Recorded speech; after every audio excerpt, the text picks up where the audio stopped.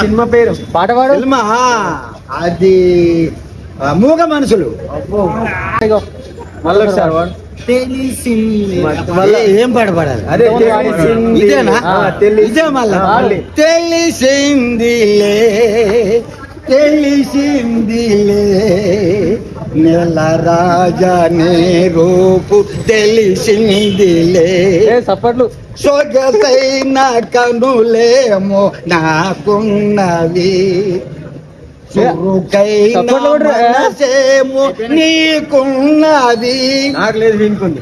ఎవరికో ఒకరికని